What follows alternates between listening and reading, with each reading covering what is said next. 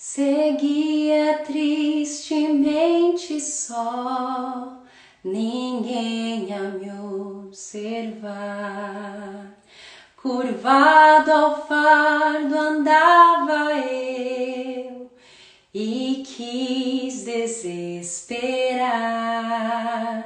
Queixei-me então a Cristo do mundo a me atrair, e sua voz suave pude ouvir.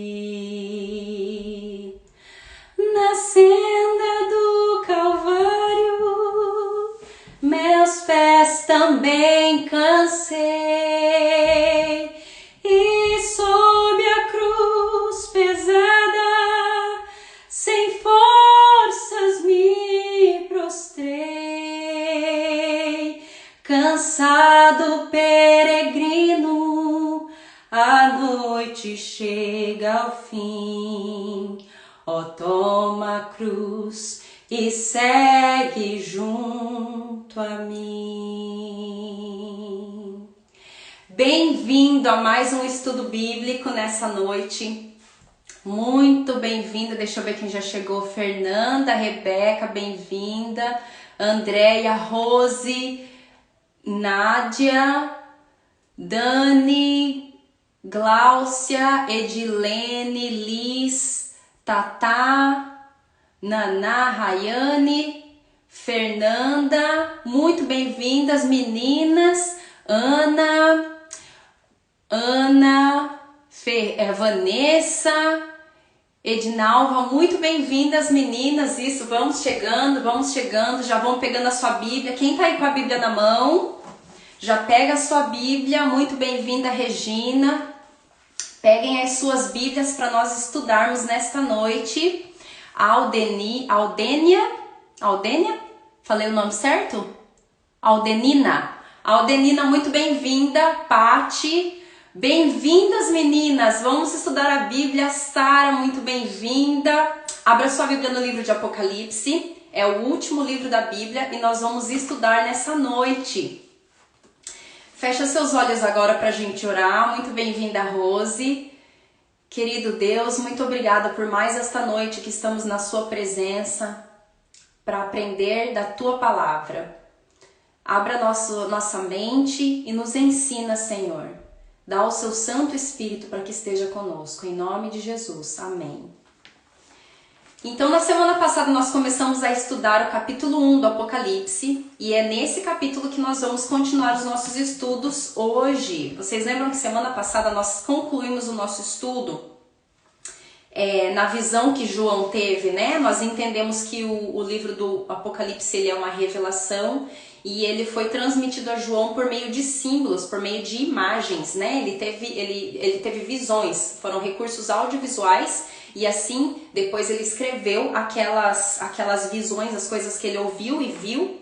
E a pedido de Jesus, ele escreveu as coisas todas que ele viu e ouviu para que fosse passada para nós, a Igreja de Cristo.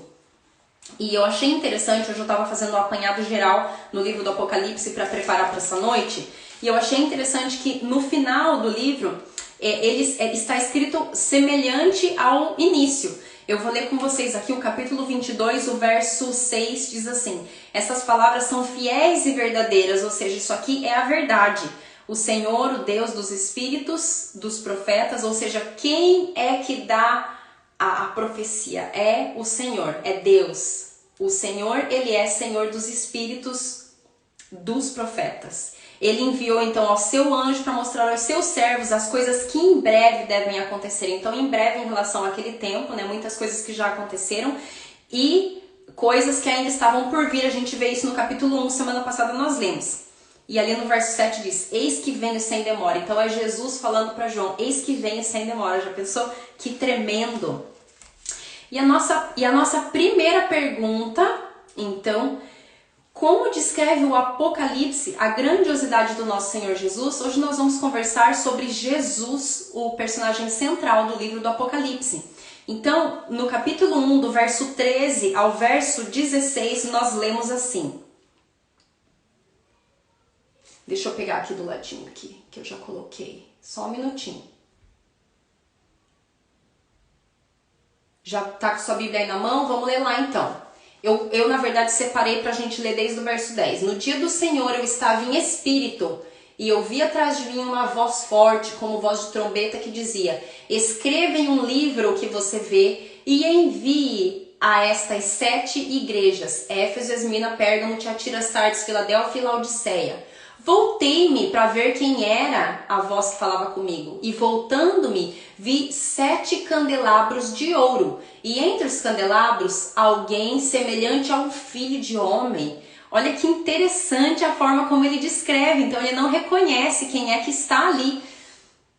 Vestido com uma túnica que chegava aos pés e um cinto de ouro ao redor do peito. A cabeça e os cabelos eram brancos como a lã, tão brancos como a neve, os olhos como a chama de fogo, os pés eram como bronze reluzente em uma fornalha ardente, e a voz como o som de muitas águas. Nossa, essa visão dele é tremenda. Na mão direita ele tinha 7 estrelas, e da sua boca saía uma espada afiada de 2 gumes. O seu semblante era como o sol, quando brilha em todo o seu esplendor. Se vocês tiverem alguma dúvida, podem ir colocando aí, tá bom? Mas aqui a gente já percebe uma coisa. No santuário, uma imagem... Jesus, quando ele foi revelar o Apocalipse para João, ele não revelou com imagens que não iam fazer sentido para ele. Então ele revelou coisas de acordo com a cultura de João, coisas que ele iria entender. Então essa cena que João viu era uma cena familiar, era uma cena dos rituais que aconteciam no santuário. O santuário tinha 2 compartimentos, um que era o compartimento chamado Santo e o Santíssimo. Nesses 2 compartimentos, depois eu preciso colocar uma imagem. Antigamente a gente conseguia colocar imagem aqui na live, mas eu acho que eles tiraram esse recurso, porque seria muito útil. Não tem mesmo como colocar imagem mais. Depois eu vou postar nos stories, tá? Vocês podem me pedir depois lá nos comentários para eu não esquecer, caso eu esqueça. Então, porque é melhor pra gente ver quando tem imagem. Eu não tenho nenhuma aqui de pronto pra mostrar pra vocês. Eu vou tentar achar aqui no iPad. Bom, melhor não, né? Pra gente não se confundir. Então, imagina que tinha 2 compartimentos no santuário. E um desses compartimentos, em ambos compartimentos, somente os sacerdotes oficiavam. Ninguém era permitido entrar ali. Então, uma das tarefas do sacerdote que devia acontecer diariamente era a manutenção do candelabro. O candelabro, ele tinha 7 lâmpadas e essa luz tinha que ser mantida acesa diariamente, porque ela representava o cuidado de Deus. O cuidado de Deus, Deus iluminando o seu povo com sabedoria, Deus cuidando do seu povo, da presença de Deus com o seu povo ali diariamente. Então, esse candelabro, também outro nome para esse candelabro, a menorá, ele tinha, então eram 7, né? 3 braços saíam de cada lado e um pendão no meio. Tinha um pavio de, não sei qual era o material, algum material têxtil, esse pavio, e aí dentro ele era alimentado com azeite, e o azeite ele representa na Bíblia o Espírito Santo. Então diariamente o sacerdote precisava colocar um pouco mais de azeite, cortar a parte queimada do pavio, ver se estava tudo certo ali com o candelabro. E quando João ele vê essa cena gloriosa daquela figura de homem andando entre os candelabros, ele entende a mensagem, porque os candelabros eles representam realmente o povo de Deus. E aí a gente vai estudar mais sobre essa visão daqui 2 semanas. E ali a gente vai entender, lido no Apocalipse, que os 7 candelabros representam as 7 igrejas a quem João vai enviar as cartas. E Jesus ali no meio, vestido com as vestes de sacerdote, representa que ele assumiu o seu posto no céu e ele está cuidando da sua igreja. E ele está derramando a sua luz sobre a igreja. Ele está com a igreja em todas as dificuldades, ele está alimentando o azeite que a igreja necessita. Então essa visão para João, ela significou muito. Lembra que semana passada eu comentei com vocês que João estava sozinho, a igreja estava passando por severa perseguição, eles se reuniam nas catacumbas. Então foi um momento era um momento de grande dificuldade.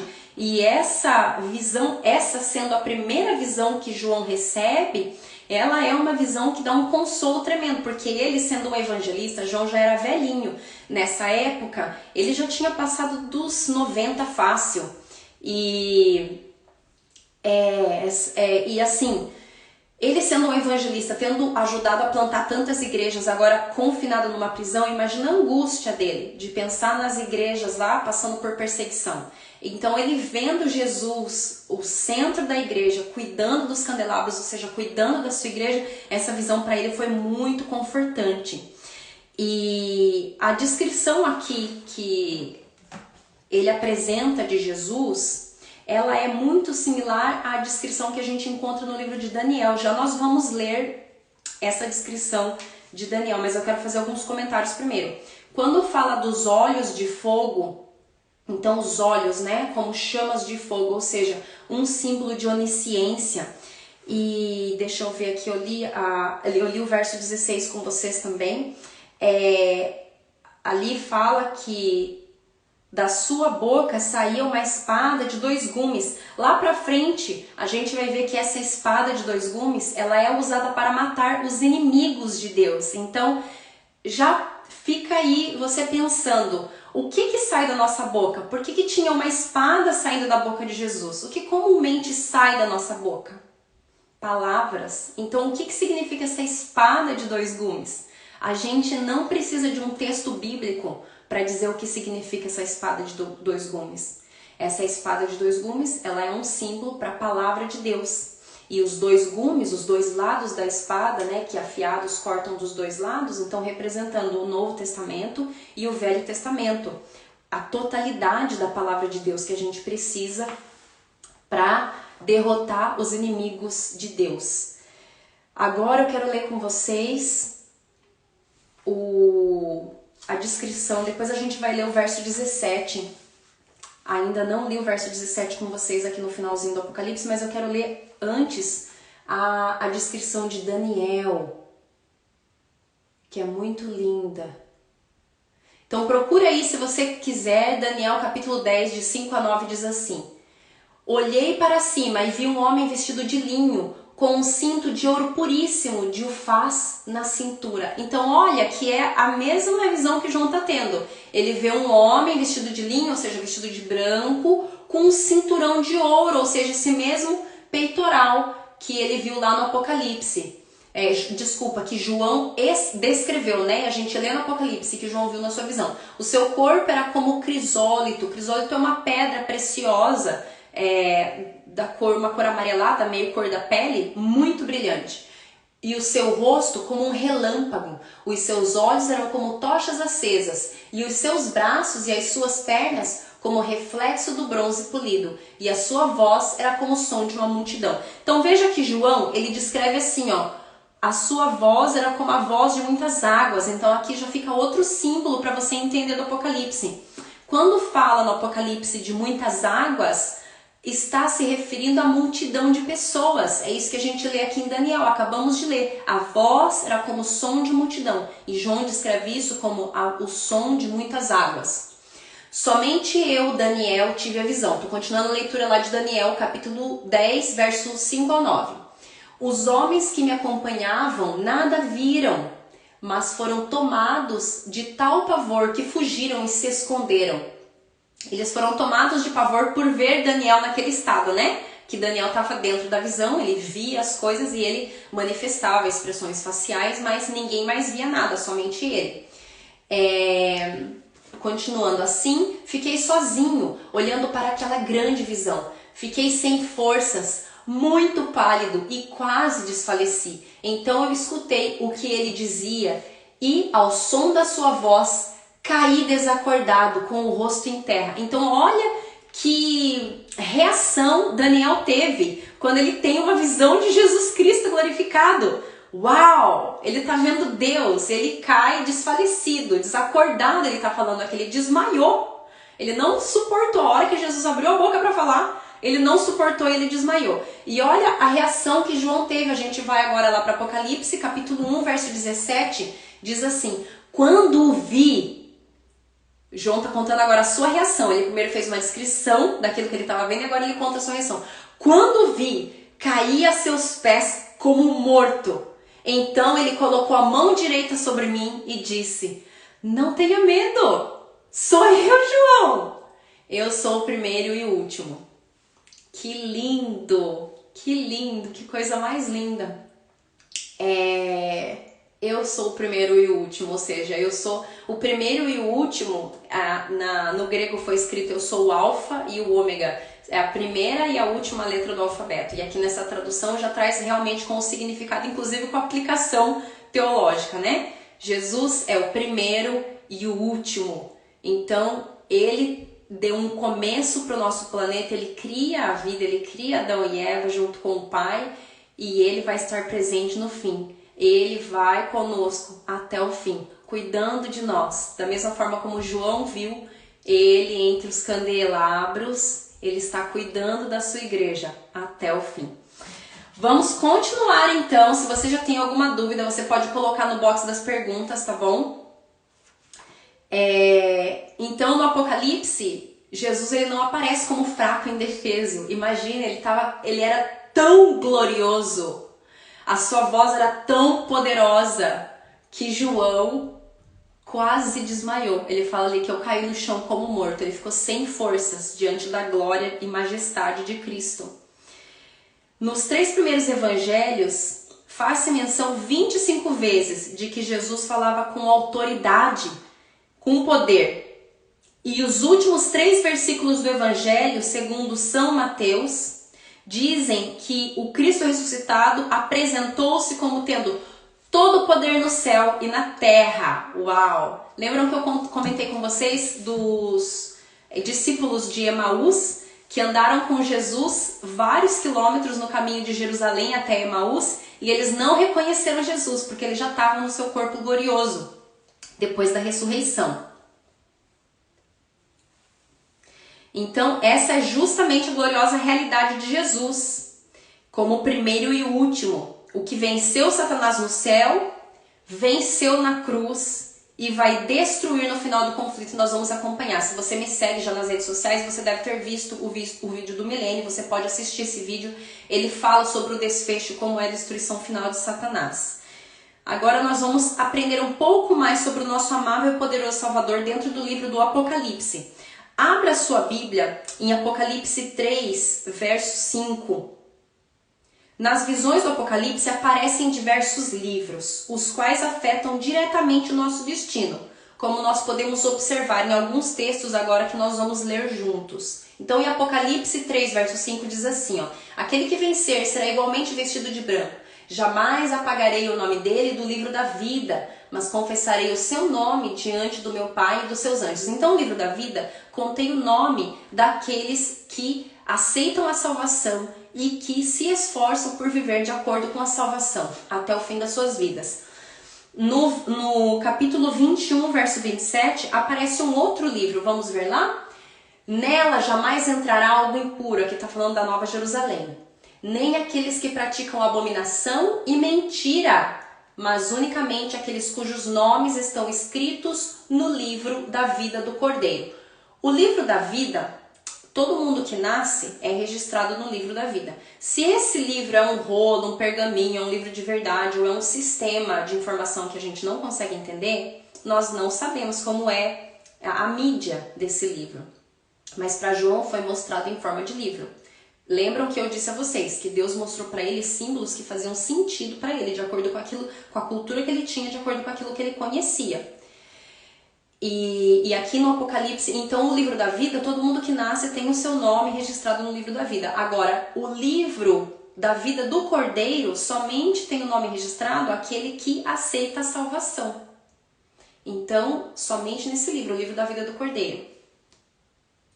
E em Apocalipse 20, verso 12, menciona livros no plural. A gente até leu esse verso semana passada. Vi também aliás, esse verso tem no vídeo do milênio que eu postei nas redes sociais. Vi também os mortos, grandes e pequenos, em pé diante do trono, e foram abertos os livros. Outro livro foi aberto, o livro da vida. Os mortos foram julgados de acordo com o que tinham feito, segundo o que estava escrito nos livros. Então, esse verso, ele deixa claro... alguém aí tá sem som? A Tereza acabou de falar que não tá ouvindo o áudio. Tá sem som, por acaso? Tá sem som? Vocês estão me ouvindo? Estão me ouvindo? Alguém fala alguma coisa aí, vocês estão me ouvindo? Estão me ouvindo, gente? Tá com som, beleza. Então deixa eu continuar. Alguns tá com som, outros tá sem som. Bom, tá com som, vamos continuar. Então, muito bem-vinda, Débora.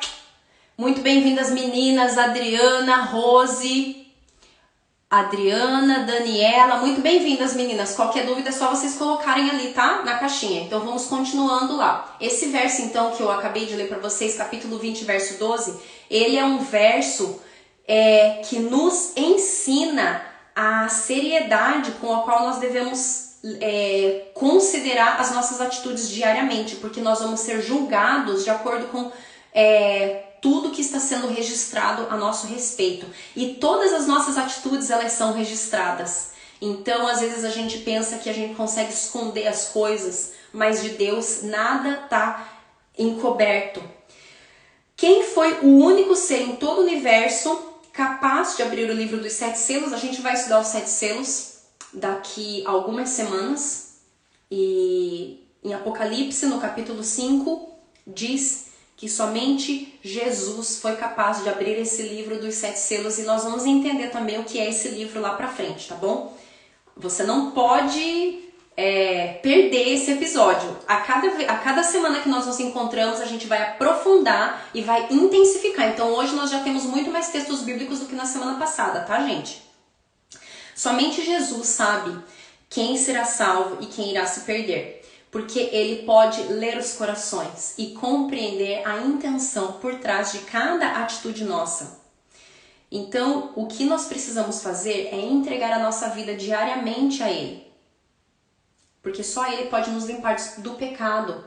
Vamos ler o que está escrito em João, capítulo 1, o verso 9. Se confessarmos os nossos pecados, ele é fiel e justo para nos perdoar os pecados e nos purificar de toda a injustiça. Segundo, agora continuando aqui, na verdade, abaixo do céu, como diz lá em Atos, né, no capítulo 4, o verso 12 diz assim, ó, e em nenhum outro a salvação, porque também debaixo do céu nenhum outro nome há, dado entre os homens pelo qual devamos ser salvos. E eu quero ler com você Judas capítulo 1, verso 24.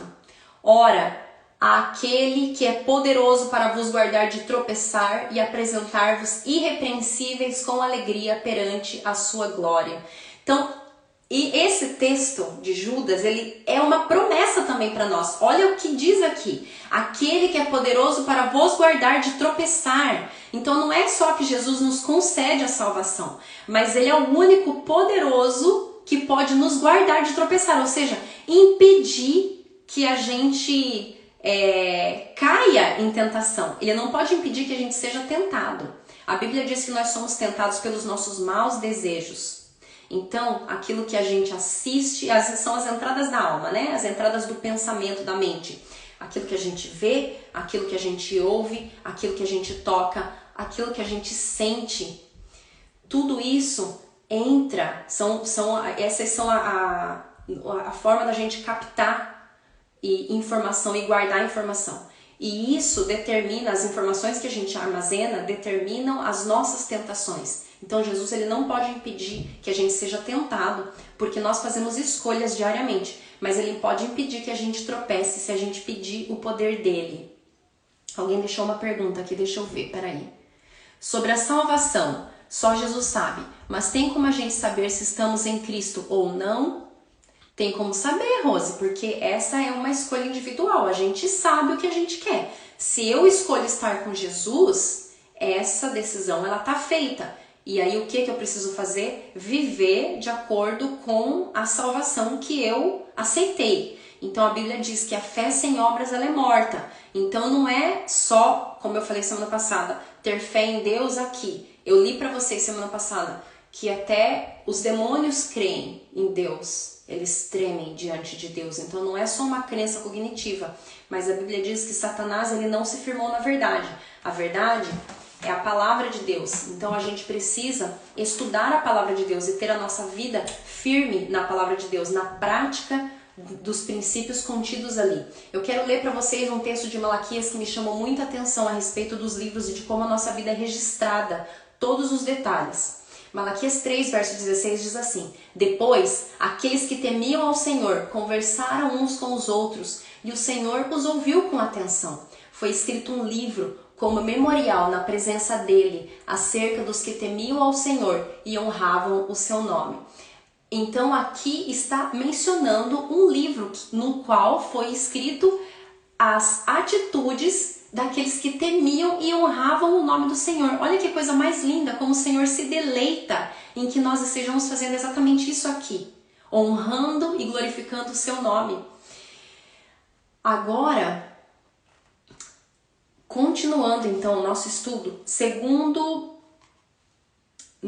lá em Apocalipse, no capítulo 5, o verso 8, 9 e 12, contém algo impressionante que nós vamos estudar mais pra frente, mas a gente já vai dar uma palhinha agora. Abra sua Bíblia então em Apocalipse 5, nós vamos ler o verso 8, 9 e 12. Segundo os 24 anciãos que aparecem lá em Apocalipse, o que qualificou o nosso Senhor Jesus como o único ser digno de abrir o livro selado?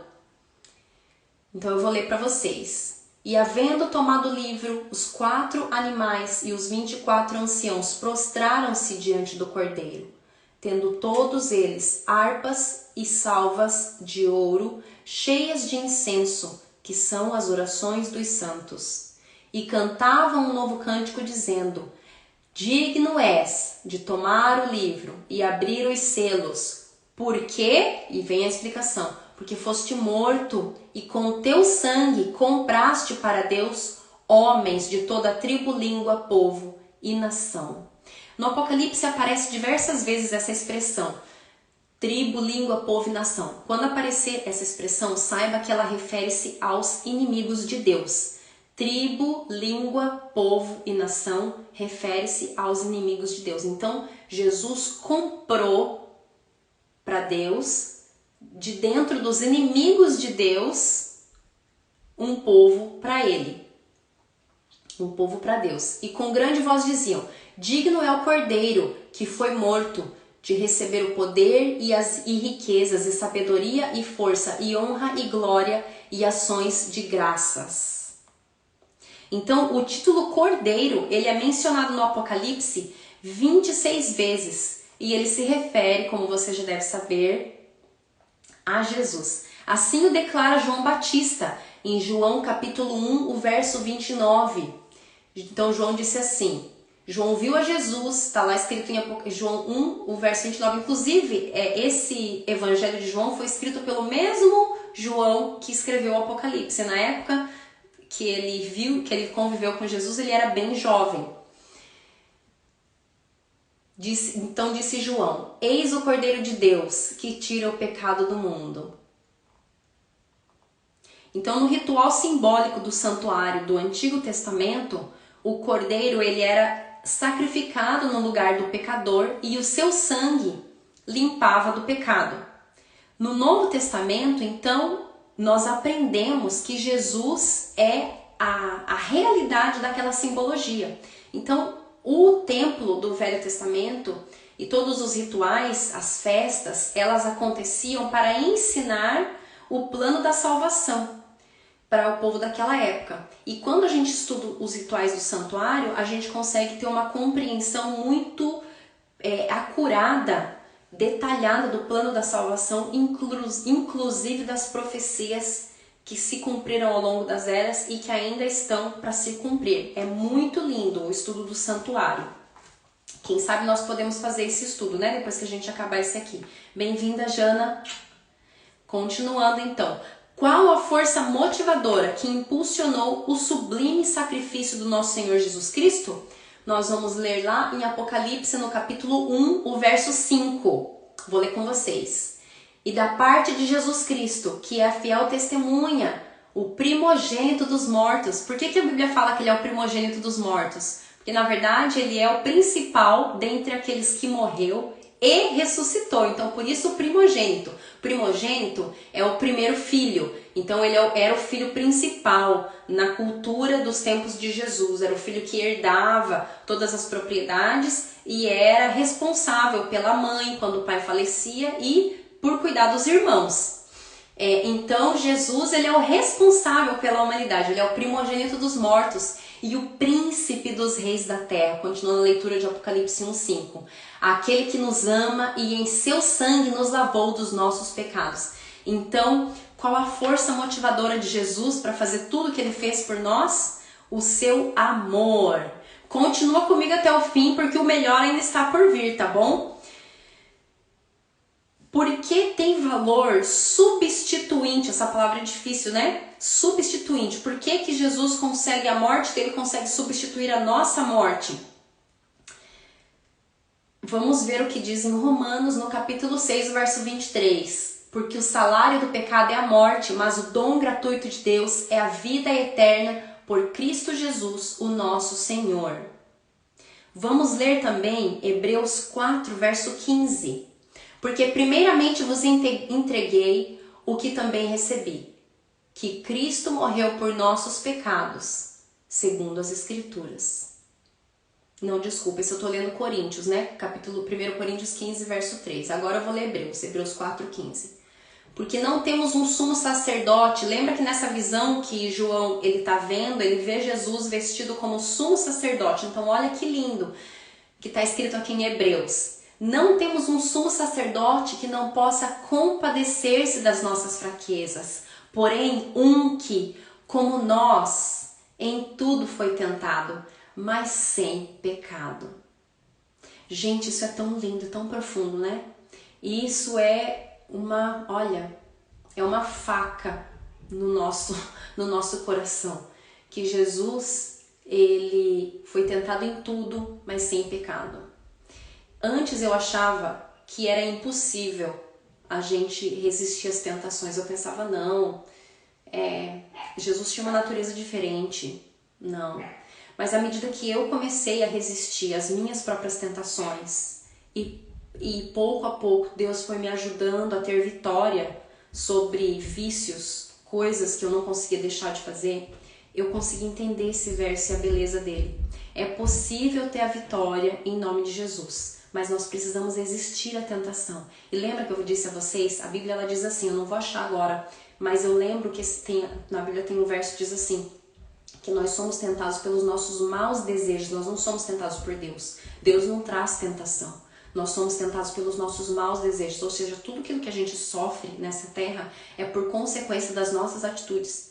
Então a gente tem que ser muito consciente da forma como a gente age, daquilo que a gente come, daquilo que a gente experimenta, das substâncias que a gente experimenta, daquilo que a gente ouve, dos níveis de prazer que a gente busca, daquilo que a gente vê, daquilo que a gente toca, de onde a gente vai, daquilo que a gente cheira. A gente tem que ser consciente de tudo que a gente faz, de todas as nossas atitudes, das palavras que a gente fala e de coisas que a gente possa colocar na nossa boca. Porque é por meio das entradas da alma que nós somos tentados, mas Deus ele pode nos dar a vitória. Agora, continuando o nosso estudo, se você tiver alguma dúvida no sacrifício substitutivo de Deus, de Jesus Cristo por nós, não deixe de perguntar. Que outro grande privilégio recebemos da parte do nosso Salvador ao aceitar o seu sacrifício? Nós temos a resposta em Apocalipse 1, capítulo 1, verso 6. E nos fez reis e sacerdotes para Deus e seu Pai. A Ele glória e poder para todo sempre. Amém.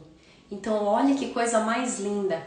Porque Jesus nos fez sacerdotes, então nós podemos ir até Deus. Jana, é exatamente isso. Nós precisamos buscar o reino de Deus em primeiro lugar.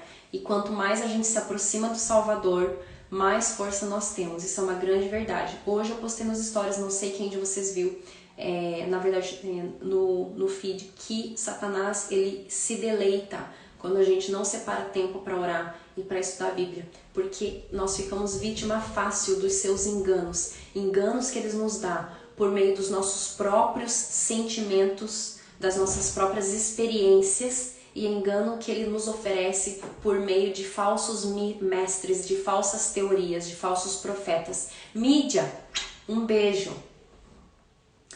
Então agora eu quero falar com você algo que me impressionou muito durante esse estudo dessa noite, que foi estudar a forma como Jesus é apresentado em cada capítulo do Apocalipse. Então pega a tua Bíblia aí. Quantos estão com a Bíblia? Eu queria saber quantos de vocês estão com a Bíblia aí. Coloca pra mim aqui nos comentários, porque é muito importante que vocês estejam com a Bíblia de vocês. Eu vou folheando com vocês e vocês vão dando uma olhada, assim, aquela leitura dinâmica nos capítulos, pra gente poder enxergar Jesus em todos os capítulos, porque ele aparece em todos os capítulos. Então no capítulo 1, ele aparece como sacrifício pleno e suficiente, como grande sacerdote que ministra em nosso favor. No capítulo 2, Jesus aparece... Ah lá, uma pergunta. Neste caso, sobre a morte, nosso corpo de carne e osso importa. Se fosse apenas o espírito, não precisávamos da cruz. Importa, Rose, óbvio que importa. Porque aquilo que a gente... Por exemplo, vou dar um exemplo clássico, né? Eu tenho um quadro de saúde. Então, tudo aquilo que eu coloco na minha boca vai se tornar matéria orgânica dentro do meu corpo. Ou vai ser combustível para o meu corpo funcionar, ou vai ser toxina para minha mente ficar complicada, para as minhas articulações ficarem inflamadas. Então, tudo aquilo que a gente faz tem um impacto. E eu lembro muito bem dos meus... Sentir dor é terrível. Não sei quantos de vocês têm doença crônica ou conseguem lembrar dos momentos de dor que vocês já sentiram. Oi, Lilia! Um beijo, feliz aniversário atrasado.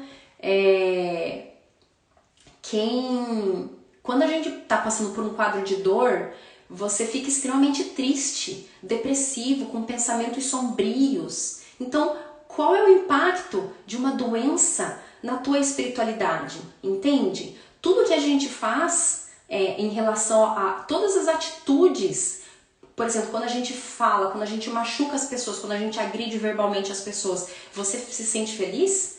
Quando você xinga as pessoas, você não se irrita também? Qual é o impacto disso na tua espiritualidade? Quando você está com raiva de uma pessoa e xingando aquela pessoa, você tem coragem de virar para Deus e fazer um agradecimento para Ele? Não assim coragem, mas você não está em paz. Lu, um beijo, querida. Você não está em paz para você conseguir ter aquela comunhão com Deus, entende? Porque você está em pecado, você está pecando naquele exato momento. Então, tudo que a gente faz, tudo que a gente come, tudo que a gente vê, tudo que a gente ouve, tudo que a gente cheira, tudo que a gente toca, onde a gente vai, tudo isso tem um impacto sobre a nossa conexão com Deus. Uma coisa afeta a outra. Tanto tem um impacto sobre aquilo que a gente come, sobre aquilo que a gente vê, sobre aquilo que a gente ouve, cheira, pega, ou os lugares que a gente vai. A nossa conexão com Deus, ela causa um impacto sobre tudo isso. Também tudo isso causa um impacto sobre a nossa conexão com Deus. Nós somos um ser integral. Não existe vida espiritual, vida material, vida amorosa. Nossa, quanta vida você tem, gente? É uma vida só. Aqui, algumas perguntas. Como ficarão as crianças que os pais não forem salvos? Eu discordo com a interpretação da igreja. Eu não vou entrar nesse assunto agora, tá, Fer? Que a gente não tá falando de morte, mas essa é uma excelente pergunta pra gente trazer quando o assunto for esse, tá bom? A Rose mandou uma outra pergunta. Infelizmente, muitos acreditam que o espírito que vai pro céu porque a alma é imortal. A gente vai entrar nesse assunto mais pra frente, tá, Rose? Bem certinho. De alma, espírito e corpo. Nós somos, mas eu vou adiantar, mas eu não vou trazer os textos da Bíblia que amparam isso agora, mas eu já vou trazer o resuminho para vocês. Então nós somos, imagina um computador. O computador ele vai ter o software, ele vai precisar da máquina e ele vai precisar da eletricidade para ele funcionar, da energia. Então nós somos, de certa forma, exatamente assim. A gente precisa de uma máquina, que é o nosso corpo, né? O hardware. A gente tem um hardware. A gente precisa da energia, que é o fôlego de vida que vem de Deus. E ele nos é dado a cada manhã. Lá a Bíblia diz, né? A sua misericórdia se renova a cada manhã. O nosso fôlego de vida é nos dado a cada manhã. Essa é a nossa energia vital. E nós temos também um software. O software é a nossa mente, a nossa psique. Quando a Bíblia fala do ser vivente, quando ela fala da alma, ela está falando dessas 3 características de um ser integral. Então, da mesma forma como um computador, ele não vai funcionar se ele não tiver energia, ou ele não vai funcionar sem ele ter um software instalado, o ser também não funciona sem ter o fôlego de vida de Deus, ou sem ter a sua mente, a sua psique, que muitos confundem com alma. Então nós somos um ser que pode ser repartido em 3 partes, mas funciona de forma integral. Uma parte depende da outra, nenhuma funciona sozinha. Mas a gente vai estudar mais isso e de acordo com a Bíblia. O que eu tô falando pra você não é invenção da minha cabeça. Eu posso provar isso pra Bíblia, que a gente é composto de 3 partes, tá? Vamos continuar então aqui. Então no capítulo 2, Jesus aparece mostrando seu interesse pela igreja através dos séculos. Então é o capítulo das 7, a mensagem das 7 igrejas. No capítulo 3 do Apocalipse, ele aparece ali como Criador, partilhando o seu trono com os redimidos. A gente vê também na mensagem das 7 igrejas. No capítulo 5, 4 e 5, ele aparece como cordeiro imolado desde a fundação do mundo e centro de toda a adoração. No capítulo 6, ele aparece como... Gente, capítulo 4 e capítulo 5 do Apocalipse são os meus favoritos, tá? Devo adiantar isso aqui pra vocês. A gente vai estudar daqui 2 semanas e você não pode perder, porque é muito lindo. É a cena da entronização de Jesus. O que acontece depois do capítulo 11 de Atos, o verso 1, em que os discípulos veem Jesus subindo e some. E aí vem 2 anjos e dizem assim: homens da Galileia, porque vocês estão olhando para o céu? Esse mesmo Jesus que vocês viram subir vai voltar do mesmo modo que vocês o viram subir. Então, a volta de Jesus é um evento audiovisual. Do mesmo jeito que os discípulos viram Jesus subir, Jesus vai voltar de forma visível, tá bom? Então guarda isso na sua mente, não seja enganado. A volta de Jesus não vai ser num país e aí você vai ver pela televisão. Não, vai ser um evento audiovisual, todo olho verá. Está escrito em Mateus capítulo 24. Então, para mim, o capítulo 4 e 5 do Apocalipse, eu descobri esse capítulo quando eu tinha... Eu entendi esses 2 capítulos quando eu tinha 27 anos, e isso me marcou profundamente, porque isso aqui é a continuação da história.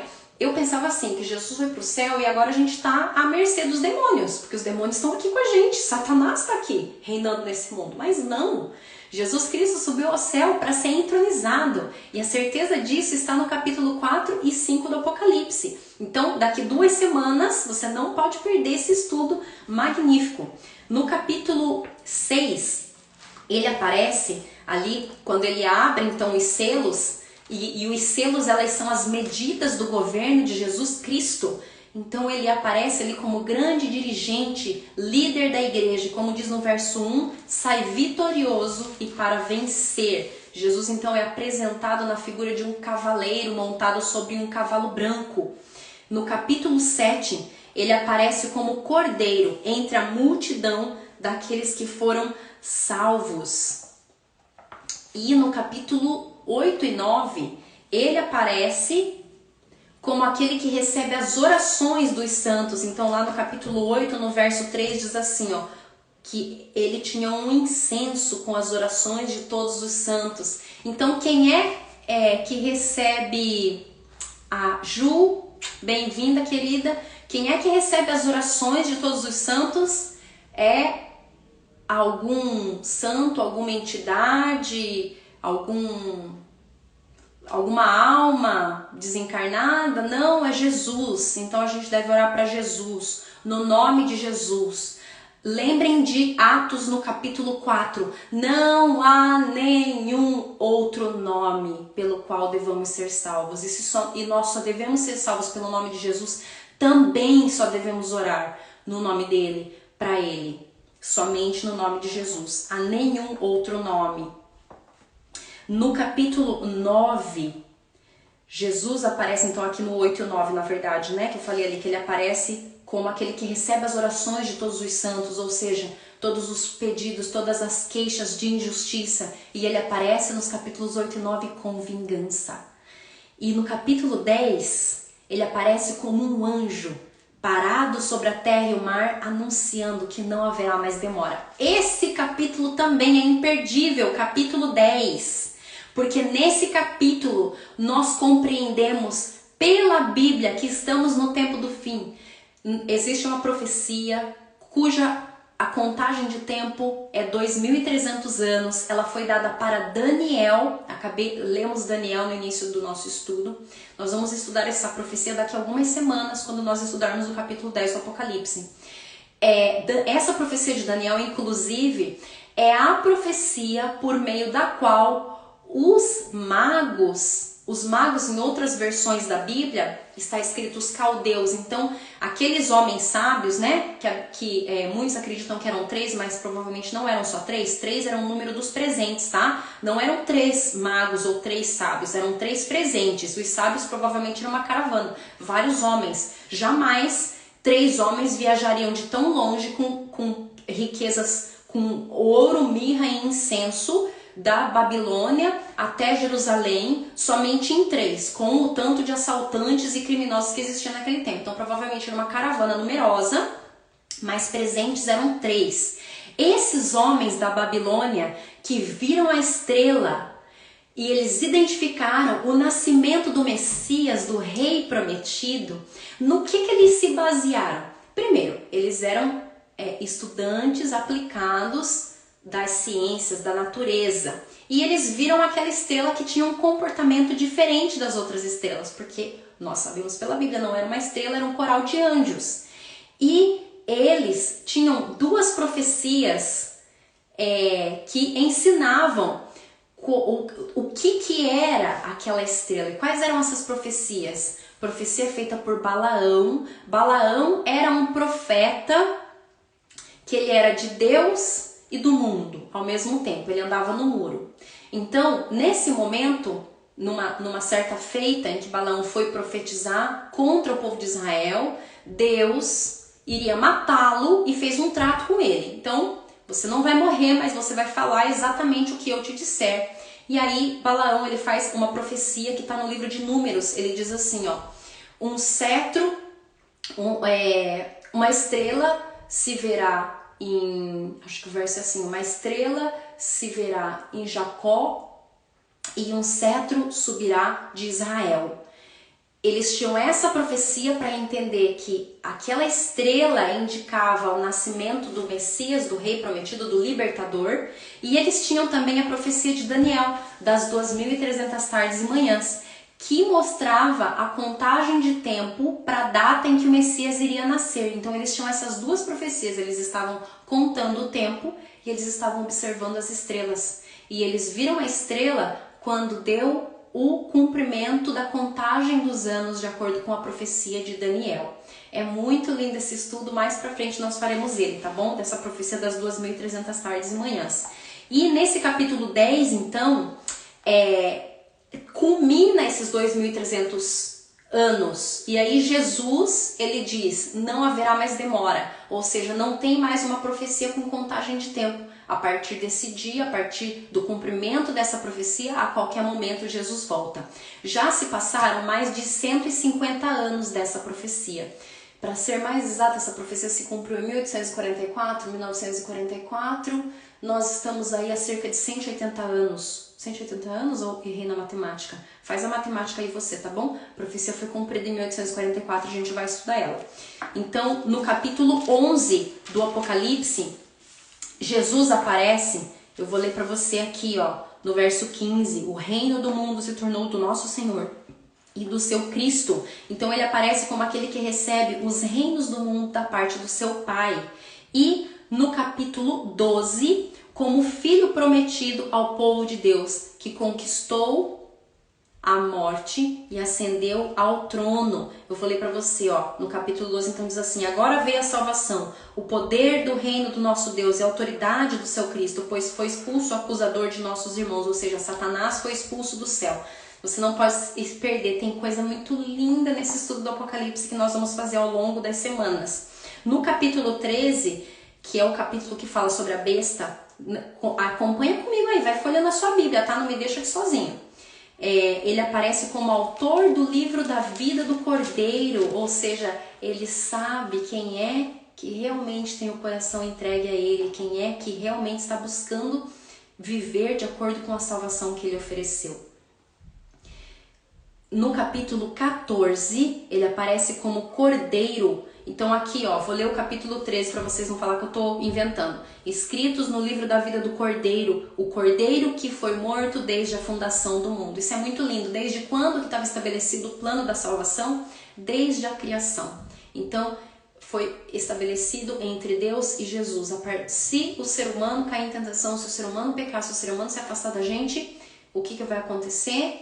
Jesus ia vir a esse mundo, ia viver uma vida, embora sendo humano, uma vida sem pecado, para que ele pudesse resgatar, pela sua morte injusta, pudesse nos oferecer uma vida que nós não merecíamos. Tem duas perguntinhas aqui, antes que eu siga eu vou parar para responder.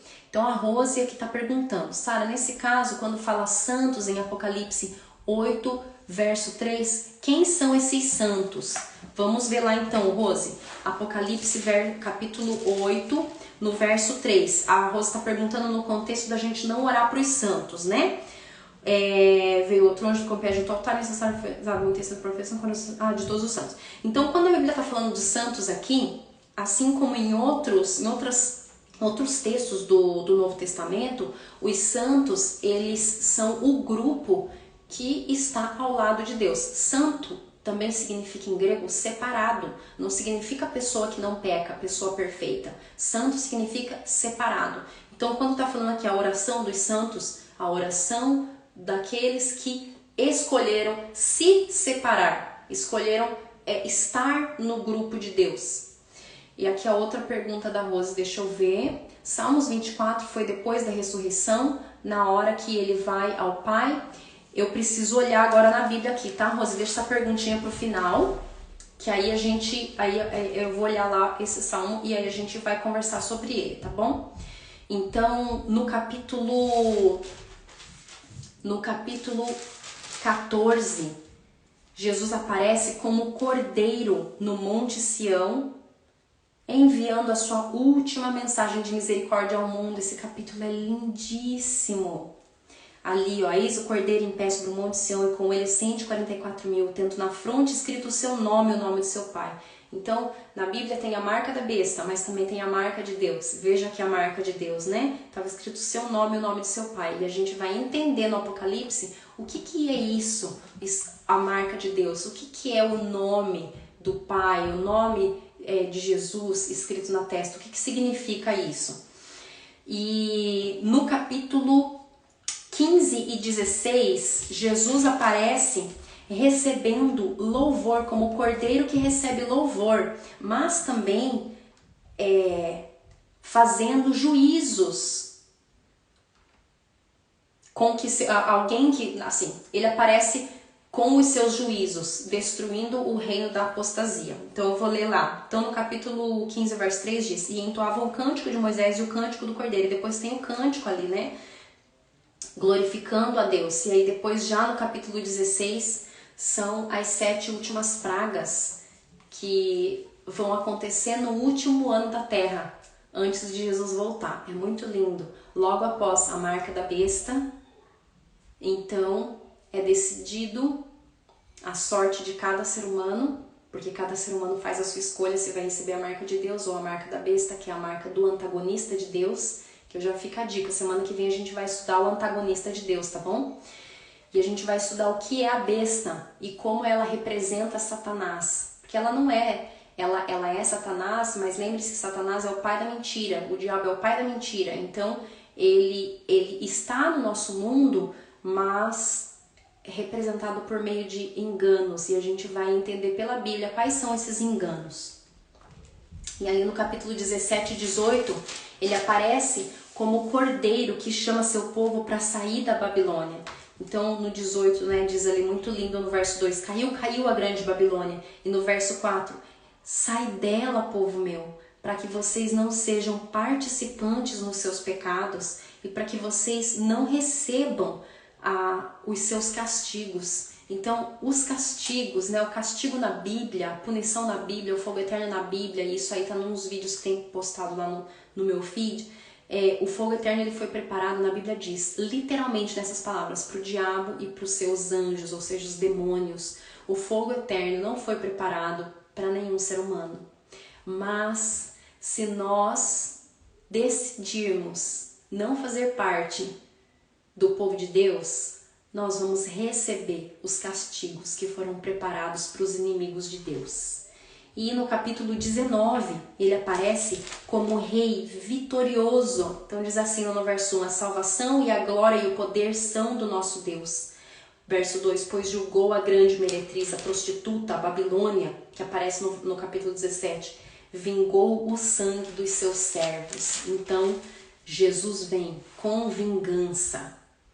No capítulo 20, ele aparece como aquele que sujeitará Satanás durante o milênio e vai destruí-lo no fim do milênio. Então, lá no verso 2 do capítulo 20, Satanás foi preso por 1000 anos. E lá no verso 9, desceu, porém, fogo do céu e os consumiu. Para sempre, então, destruído Satanás, os seus seguidores e os seus demônios, seus anjos. Capítulo 21, ele aparece como recriador, que vai enxugar dos nossos olhos toda lágrima. No verso 4 diz assim, e ele lhes enxugará dos olhos toda lágrima, e a morte já não existirá, já não haverá luto, nem pranto, nem dor, porque as primeiras coisas passaram. Você consegue imaginar a alegria de viver num lar em que não haverá mais choro? Muito bem-vindo você que chegou agora. Se tiver alguma dúvida, pode colocar ali na caixinha das perguntas ou nos comentários. E no capítulo 22, ele aparece como juiz, que dá a recompensa final e envia o último convite a este mundo perdido. Então diz assim, ó, nunca mais, no capítulo 22, verso 3, nunca mais haverá qualquer maldição. Não haverá mais nada ruim. Nela estará o trono de Deus e do Cordeiro. Os seus servos o servirão. Então, os servos de Deus são os santos, aqueles que se separam para servir a Deus. Não são pessoas que não pecam. Eles são pessoas que decidem estar separadas para servir ao Senhor. O que significa essa Babilônia? Rose, vamos deixar mais para frente e você vai entender. Agora sim, de pronto, não dá para dar essa resposta. A gente precisa fazer um estudo de Daniel, porque a Babilônia ela já vem a explicação do que é a Babilônia já vem desde lá de Daniel. E aí a gente vai estudar isso mais para frente. Deixa eu ver então, a Rose perguntou de Salmos 24. Antes de ir para Salmos 24, deixa eu continuar aqui. Então, qual é a origem de Jesus e a fonte do seu poder? A gente vê lá em Isaías, no capítulo 7, verso 14, diz assim, ó, portanto, o mesmo Senhor vos dará um sinal. Eis que uma virgem conceberá e dará à luz um filho, e seu nome será Emanuel. Então, o cumprimento dessa profecia está lá em Mateus capítulo 1, 22 e 23. Tudo isso aconteceu para que se cumprisse o que foi dito da parte do Senhor pelo profeta que diz, eis que a virgem conceberá e dará à luz um filho, e ele será chamado de Emanuel. Emanuel é Deus conosco. E em Miqueias, no capítulo 5, verso 2, diz que Jesus, ele nasceria em Belém. E tu, Belém Efrata, posto que pequena entre milhares de Judá, de ti me sairá o que será o Senhor em Israel, cujas origens são desde tempos antigos, desde os dias da eternidade. Então, qual que é a origem de Jesus? Jesus foi criado? Não. Ele existe desde a eternidade. Ele é coeterno com Deus. E então, em Mateus, no capítulo 2, do 5 a 6, está o cumprimento dessa profecia. em Belém da Judéia, porque assim diz pelo profeta: e tu, Belém, terra de Judá, de modo nenhum és menor entre as capitais de Judá, porque de ti sairá o guia que há de apacentar o meu povo de Israel. Aqui colocando Jesus na figura não de um cordeiro, mas de um pastor. E desde quando então existia o nosso Senhor Jesus Cristo? Nós também encontramos essa resposta em João capítulo 17, verso 5. E agora glorifica-me tu, ó Pai. Esse verso é lindo. Junto de ti mesmo, com aquela glória que eu tinha contigo antes que o mundo existisse. Então olha que coisa mais linda. Jesus era glorioso antes do mundo existir. Ele não foi criado.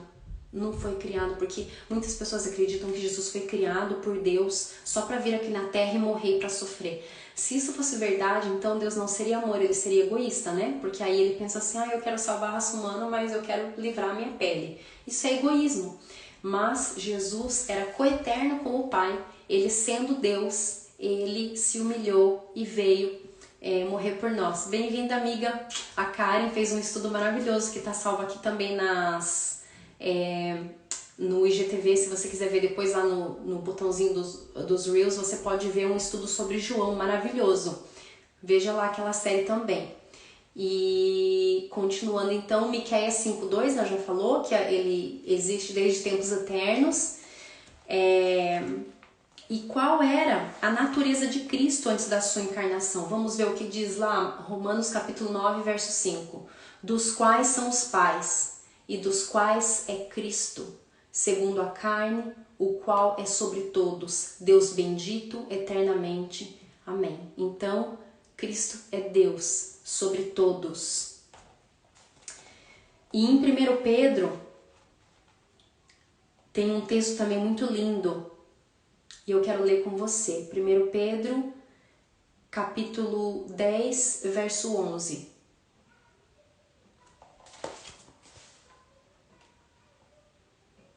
Peraí, só um minutinho.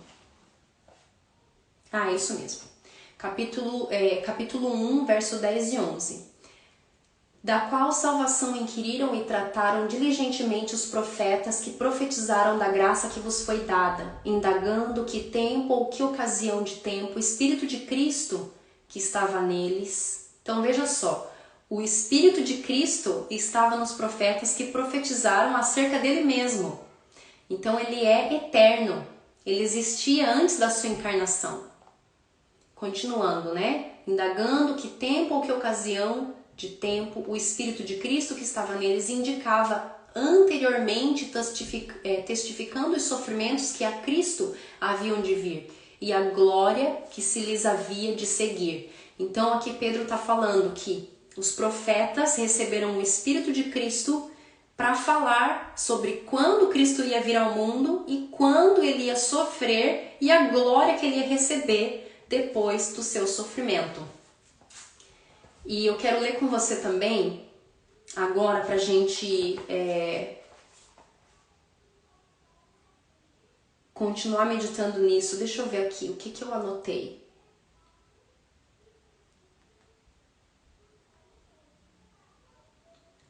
Outro texto também que fala da origem de Jesus, João 1, verso 1 a 3, super famoso. No princípio era o verbo, e o verbo estava com Deus, e o verbo era Deus. Ele estava no princípio com Deus. Todas as coisas foram feitas por ele, e sem ele nada do que foi feito se fez.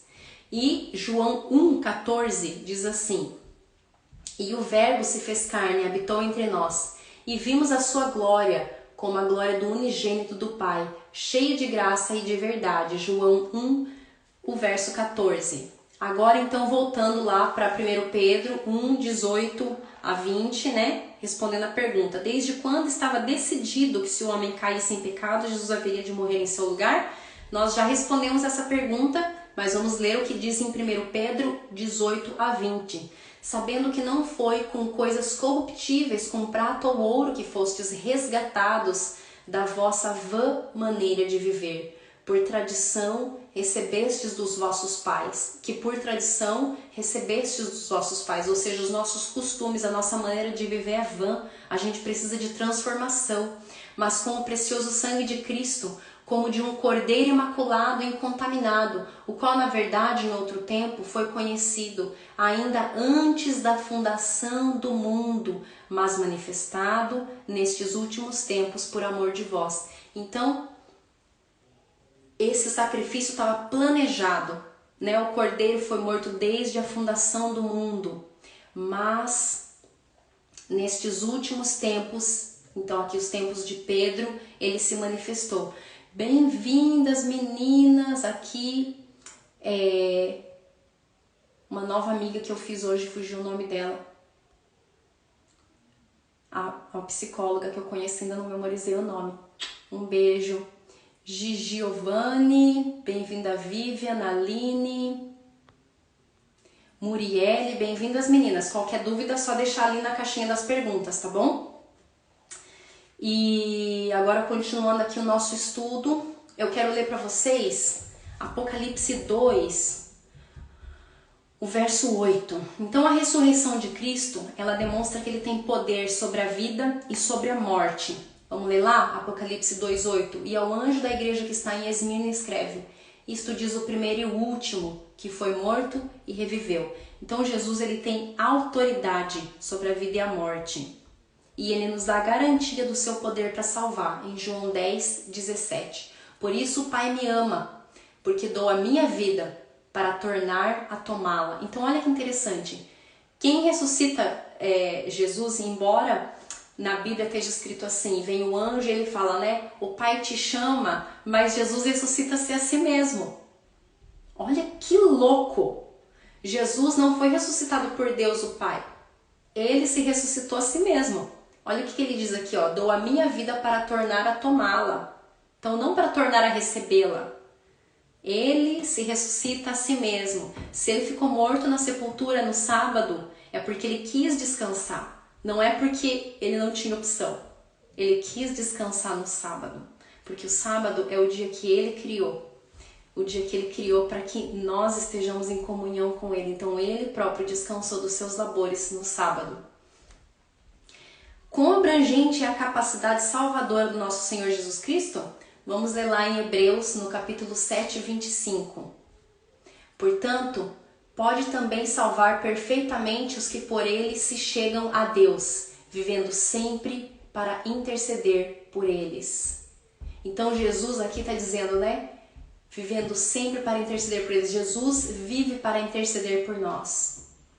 E ele pode salvar perfeitamente os que por ele se chegam a Deus. Então, qualquer pessoa, nunca a gente vai longe demais que Jesus não possa nos salvar. Qualquer que seja o nosso pecado, qualquer que seja a história da nossa vida, em qualquer situação que nós estejamos, nós nunca estamos tão perdidos que Jesus não possa perfeitamente nos salvar.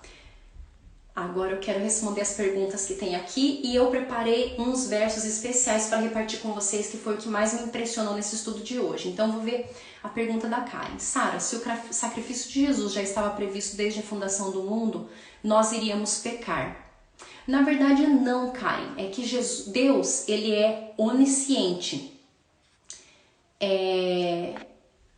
Deus é onisciente. Ele sabe de todas as coisas, ele sabe de todo o futuro.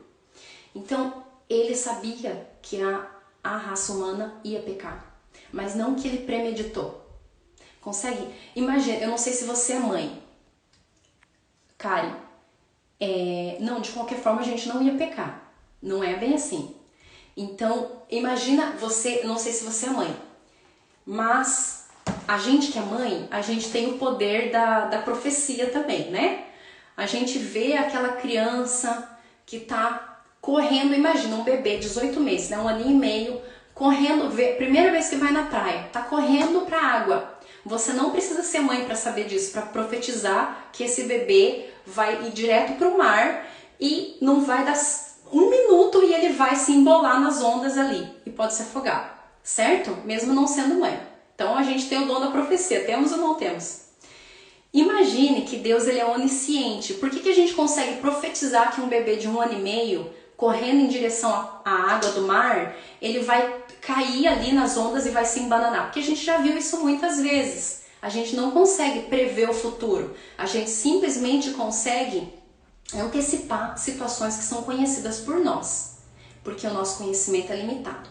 Mas Deus, Ele sabe o que vai acontecer. Ele é onisciente. Essa característica a gente não consegue explicar porque a gente não é onisciente. A gente só consegue acreditar pela fé. Então, Deus, Ele sabia o futuro. Ele sabia que a raça humana ia pecar. E nisso a gente vê o amor de Deus. Mesmo Ele sabendo que o ser humano ia pecar, Ele cria o ser humano mesmo assim. Ele cria, mesmo sabendo que Jesus sabia, não sei qual era o nome dele lá no céu quando ele era majestade adorado, porque quando ele encarnou, ele foi chamado Jesus, mas antes ele era Senhor dos senhores, Rei dos reis, ainda é, mas nós não sabemos que outro nome ele era chamado. Mas ele vem com o Pai, ele cria Adão e Eva, vira um pro outro e fala assim, vamos fazer o homem parecido com a gente, criamos o homem à nossa imagem. Ele cria Adão, ele cria Eva. Ele sabe que Adão e Eva vai pecar. Ele sabe que Adão e Eva pecando vai sobrar para quem? Para ele. E ele cria mesmo assim. Por isso que na Bíblia está escrito, tem 2 mistérios a Bíblia. Eu não vou lembrar agora os versos de cabeça para você, mas você pode procurar no Google. Na Bíblia tem 2 mistérios. O mistério da iniquidade, que é como é que surgiu o pecado no coração de Satanás, quando ele era um anjo perfeito. Como que surge o pecado no coração de um anjo perfeito? Esse é o mistério da iniquidade. De onde vem o mal? Não se explica. E o mistério do amor. Ao ponto de que Deus, Ele cria o ser humano, sabendo que o ser humano vai pecar. Sabendo que vai sobrar para ele encarnar e vir aqui morrer uma morte tenebrosa que nenhum de nós suportaria. Ao ponto de que o coração dele estoura. Ele sofre tanto, o sofrimento emocional dele é tão grande pelo peso dos pecados, que o coração dele simplesmente estoura. E a gente consegue comprovar porque enfim, como foi o sintoma ali, né, da sua morte, a gente consegue comprovar qual é a causa dessa morte. Então, imagina, se você tem um filho e você sabe que esse filho ele vai aprontar tanto ao ponto de que depois vai custar a sua própria vida, você teria esse filho? Eu não teria. Mas essa sou eu. Mas Deus não. Por isso que é tão difícil pra gente entender Deus. Porque a nossa natureza, ela é carnal, ela está sempre na autodefesa, ela está sempre operando no egoísmo. Eu primeiro. Mas a natureza de Deus ela é diferente. Ela está sempre operando para dar. O amor ele é um movimento excêntrico. Enquanto o egoísmo é um movimento concêntrico que traz tudo para si, o amor ele é um movimento excêntrico. Um movimento de doação, de entrega. Deus dá a sua energia para criar o universo. Deus dá a sua energia vital para criar todas as formas de vida. Ele dá a sua energia vital para criar o ser humano. Ele dá diariamente. Ele dá o fôlego de vida para pecadores. Somos todos, né, pecadores. Ele dá, mas ele vai dar o seu fôlego de vida para o assassino e ele vai dar o seu fôlego de vida para aquela pessoa que está buscando viver uma vida correta. Ele dá o fôlego de vida todos os dias. A sua misericórdia se renova a cada manhã. É amor. Não dá pra gente entender porque essa não é a nossa natureza. Por isso que o apóstolo Paulo, ele diz assim, que a gente tem que orar para que Deus implante a mente de Cristo em nós. Porque a gente não tem a mente de Cristo. A gente precisa que essa mente seja implantada em nós, porque a gente não consegue entender. Deixa eu ver aqui outras perguntas aqui. Então, continuando, o versículo que em João fala que Jesus era glorioso desde sempre. Deixa eu pegar aqui para você, Rose. Só um momento.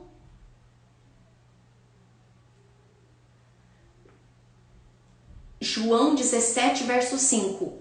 E agora glorifica-me tu, ó Pai, junto de ti mesmo, com aquela glória que eu tinha contigo antes que o mundo existisse. E agora eu quero repartir com vocês, então agora faça uma reflexão pessoal.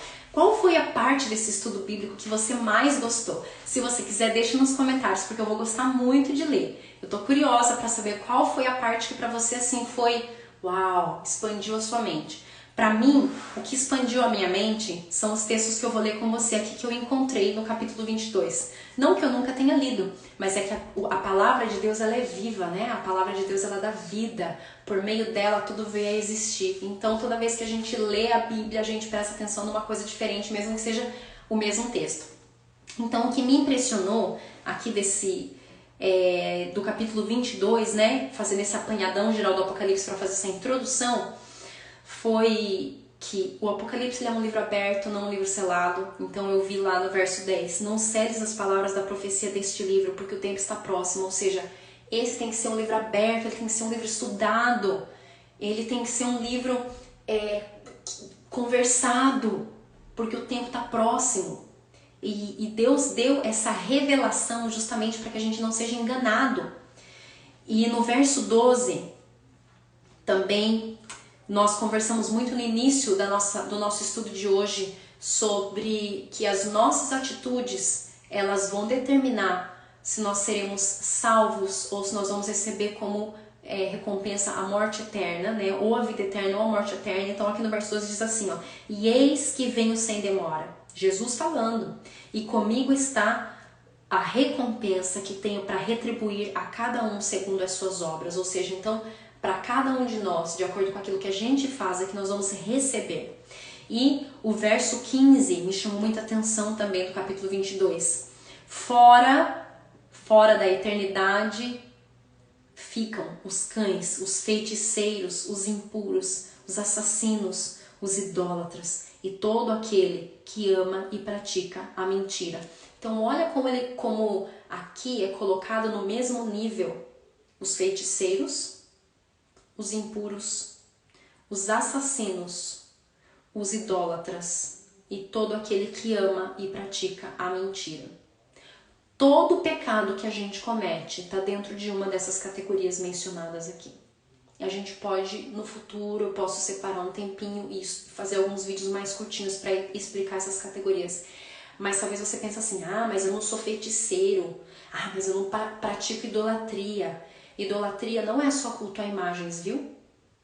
Tudo aquilo que a gente coloca diante de Deus e a gente deixa a palavra de Deus de lado para seguir obstinadamente aquele comportamento, isso é idolatria.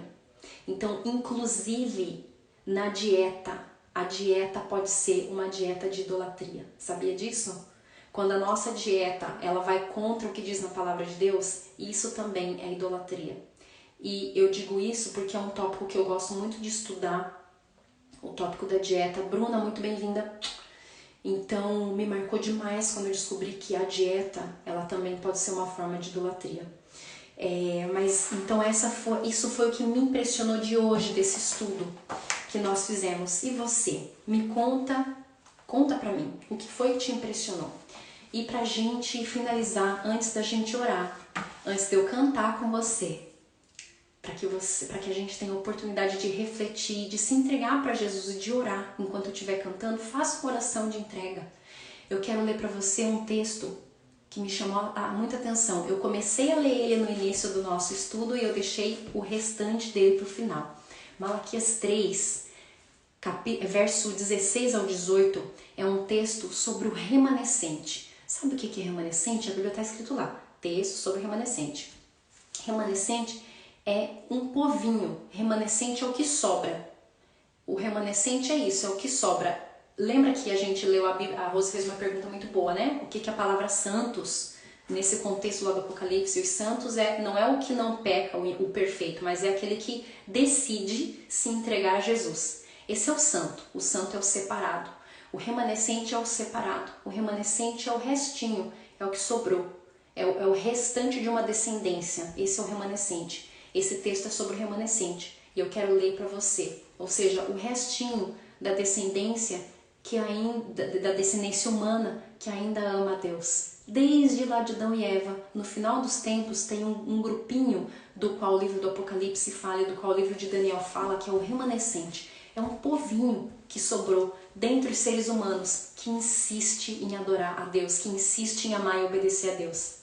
Então eu vou ler para você. Malaquias 3, 16 a 18 diz assim: Depois, aqueles que temiam ao Senhor conversaram uns com os outros, e o Senhor os ouviu com atenção. Foi escrito um livro como memorial na presença dele acerca dos que temiam ao Senhor e honravam o seu nome. E agora, olha que tremendo, no dia em que eu agir, palavra do Senhor, diz o Senhor dos Exércitos, eles serão o meu tesouro pessoal. Eu terei compaixão deles, como um pai tem compaixão do filho que lhe serve. Então, vocês verão novamente a diferença entre o justo e o ímpio, entre os que servem a Deus e os que não lhe servem. Esse texto, minha amiga, meu amigo que tem medo do fim, que não quer ver o dia do Senhor chegar, que tem medo do dia do Senhor, que tem medo das 7 pragas, esse texto é para mim e para você. Olha só que lindo, no dia em que eu agir, em que eu vier com o juízo, em que eu vier com as pragas, eles serão o meu tesouro pessoal. Eu terei compaixão deles como um pai tem compaixão do filho que lhe serve. E vocês verão novamente a diferença entre o justo e o ímpio, a diferença entre os que servem a Deus e os que não lhe servem. Então não tenha medo, apenas busque servir ao Senhor com fidelidade e você vai ser protegido até o último minuto. E o dia do Senhor para você não vai ser dia de trevas, vai ser dia de luz, em que você vai encontrar o teu Criador. Você vai ver ele face a face. E quando ele falar, você vai reconhecer a voz, porque você vai lembrar quantas vezes ele conversou com você. Na sua mente, ninguém ouviu, só você. E você às vezes pensa, será que eu tô ficando maluca? O que é esse pensamento aqui? Será que eu estou ficando doida? Você vai reconhecer a voz do teu Salvador quando ele falar das nuvens do céu. É alguém que você já conhece. É alguém que você está buscando conhecer mais e mais. Aqui a Renata fez um comentário. Me impressiona o poder que Jesus tem sobre a morte. Que somente aquele que tem a vida em si mesmo pode tomá-la de volta. Exatamente, Renata. Exatamente. Ele que venceu a morte nos entregará essa vitória no final. Que esperança. Rose, Salmo 24. Deixa eu olhar aqui o Salmo 24, que é a última pergunta que a Rose tinha feito, né? Para quem não sabe manusear muito bem a Bíblia, se você abrir a Bíblia no meio, você vai dar no livro de Salmos. A não ser que a tua Bíblia tenha um monte de artigos no final, se você abrir ela no meio, não vai chegar no livro de Salmos. Então vamos ver lá, Salmo 24, que a Rose perguntou. A vinda do Rei da Glória, Salmo de Davi. E tudo que nela se contém, o mundo e os que nela habitam. Fundou-a ele sobre os mares e sobre as correntes a estabeleceu. Quem subirá ao monte do Senhor? Quem há de permanecer no seu santo lugar? O que é limpo de mãos e puro de coração? Sim, Rose, esse aqui está falando sim da volta de Jesus, né? Levantai, ó portas, as vossas cabeças, levantai, ó portas eternas, para que entre o Rei da Glória. Isso aqui é no céu. Excelente, Rose está muito aplicada, hein? Parabéns. Esse texto ele se aplica sim à vida eterna. Agora que eu reli aqui, eu já estudei esse texto, de fato ele se aplica à vida eterna. Ele é muito lindo. Esse é um cântico que será cantado para Jesus na eternidade. No final do nosso estudo, você não pode perder as cenas maravilhosas descritas no Apocalipse sobre a nossa chegada no céu. Jesus vem nos buscar, nós vamos encontrá-lo nas nuvens. E quando a gente chega no céu, uma cerimônia maravilhosa, a cerimônia da coroação dos remidos, a cerimônia da entrada na cidade, na Nova Jerusalém, na cidade celestial, Jesus à frente, na verdade Jesus no meio, né? E os remidos com ele, o coral dos remidos, o cântico do coral dos remidos, o cântico das portas, o cântico dos anjos, é muito lindo, você não pode perder. E agora, enquanto eu canto, ore, entregue seu coração a Deus, converse com Deus sobre aquele pecado que você sabe que você precisa abandonar, mas você não tem força. Pede a Deus para que Ele te dê a vitória sobre essa tentação. Nós lemos aqui que Ele pode nos dar a vitória sobre todas as nossas tentações. Ele foi tentado em tudo, mas sem pecado. Então Ele, como ser humano, Ele sabe dizer exatamente o que você precisa fazer para vencer as tentações. Seguia tristemente só, ninguém a me observar. Curvado ao fardo andava eu e quis desesperar. Queixei-me então a Cristo, do mundo a me atrair, e sua voz suave pude ouvir. Na senda do Calvário, meus pés também cansei, e sob a cruz pesada, sem forças me prostrei. Cansado peregrino, a noite chega ao fim. Oh, toma a cruz e segue junto a mim. Do esforço meu por ti, Jesus, às vezes me gabei.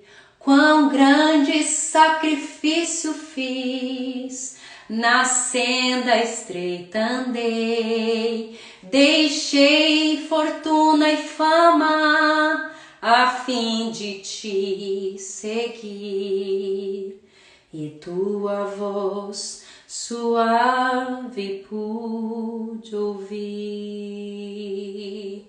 Deixei o trono e a glória, deixei do céu a luz, e minhas mãos pregarão sobre uma rude cruz. Com tua mão na minha, sigamos sempre assim. Ó, toma a cruz e segue junto a mim. Poderoso Deus, transforma o nosso coração. Toma ele, Senhor, porque nós não o podemos entregar. Corrige os nossos pecados enquanto ainda tem tempo, porque nós queremos te encontrar naquele dia, de cabeça erguida. Em nome de Jesus. Amém.